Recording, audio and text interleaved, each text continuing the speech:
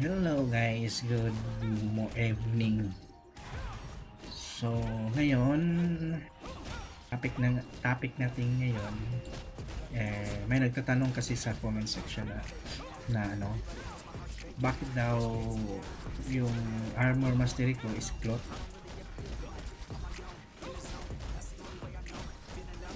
Bakit daw armor is cloth?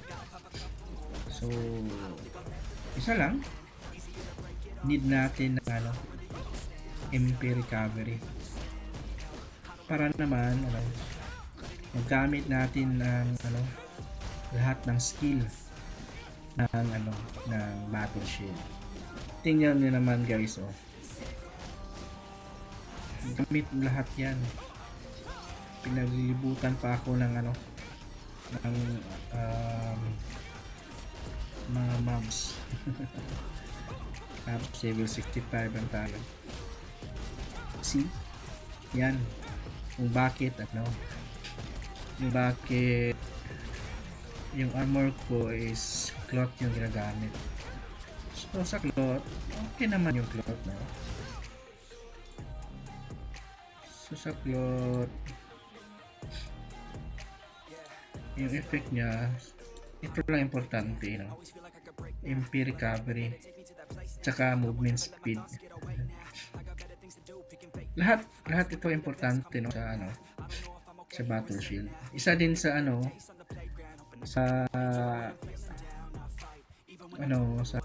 bakit ako nag-cloth is itong movement speed.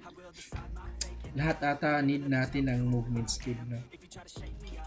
So 5% aking bagay na to guys.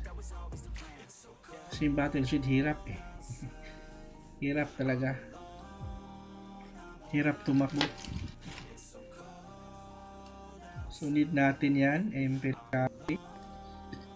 So sa naman sa defense natin, walang problema kasi may endurance tayo sa melee endurance. So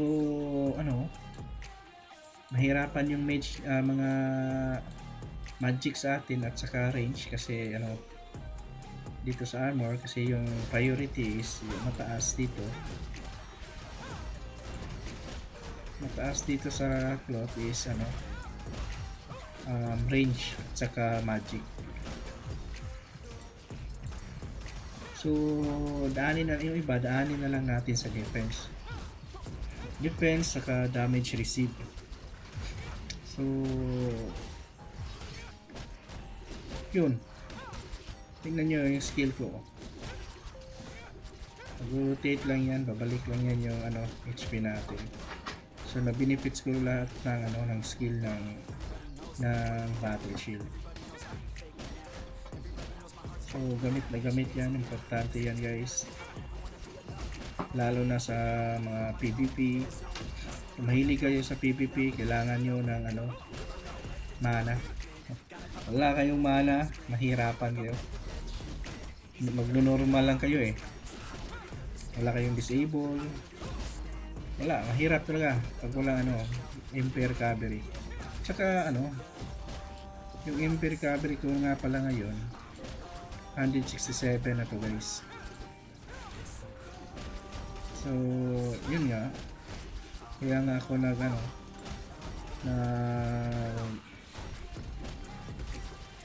nag-clock.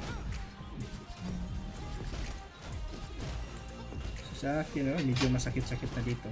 Level 88 na to Inuha ko pa lahat ng mobs.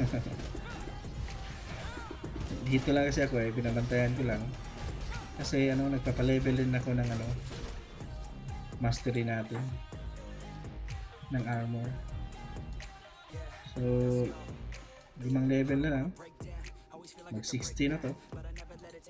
Siguro kung ibabad ko to, papalevel ko to sa hindi ka umatake, kaya siguro.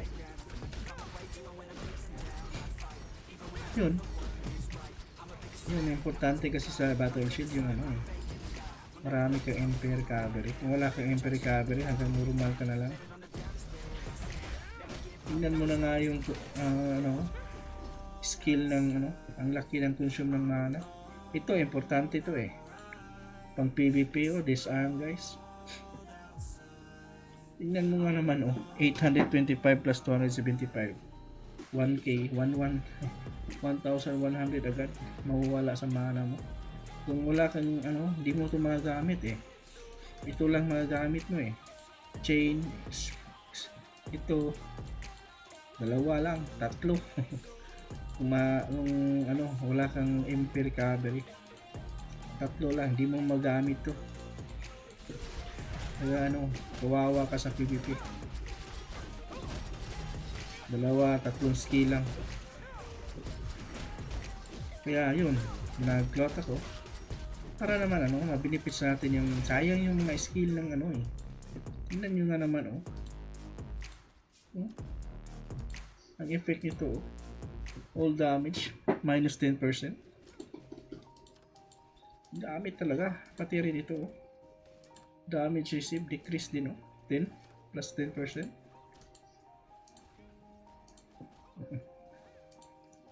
Kaso gagamit sana natin to, kaso kulang pa tayo sa level. So gamit ng lahat din. So, yun talaga importante. Bakit ako nag-clock.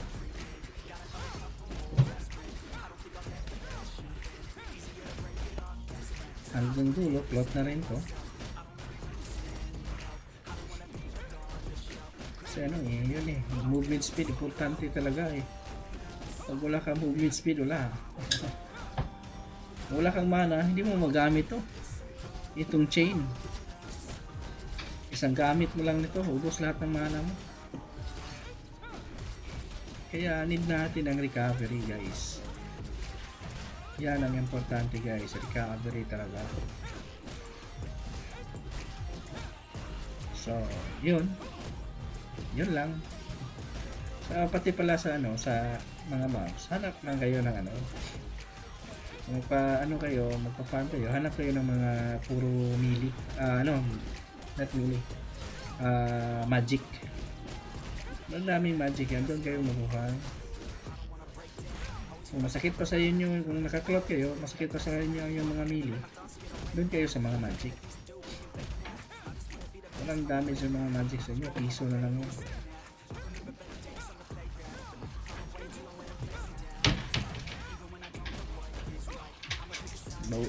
Kung kulang kayo, sabitin kayo sa daan maliit pa yung defense sa melee, bawiin nyo na lang sa imprint. Tsaka dito sa relic. Yan dito hanggang dito lang ako, level 14 makuha ko lang yung MP recovery, critical hit.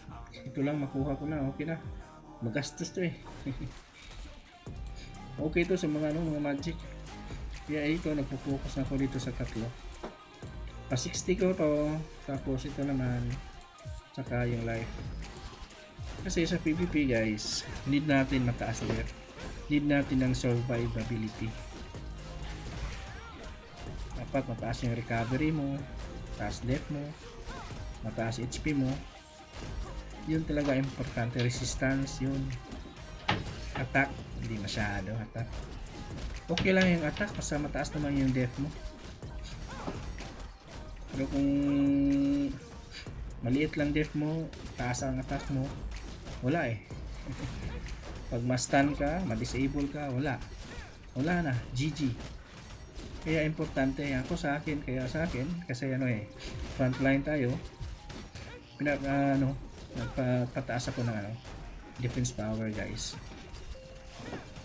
Bahala na yung pag mahila ko na yung mga kalaban, bahala na yung mga mga magic, mga X-bow, mga bow ba dyan, sila na bahala dun. Ang importante, ma-disable ko sila, mahila ko sila, yun lang. Yun naman talaga rule ng Battle Shield eh. Hindi mo kailangan na mag papatay. Hindi mo na kailangan papatay. Bahala na sa inyo yung mga kakampi mo babanat. Yung importante sa'yo, mahila mo sila, ma-disable mo sila. Yun lang, yun talaga role ng ano, Battle Shield. So, yun lang. That's all. Thank you. Pa-subscribe na lang guys. Salamat.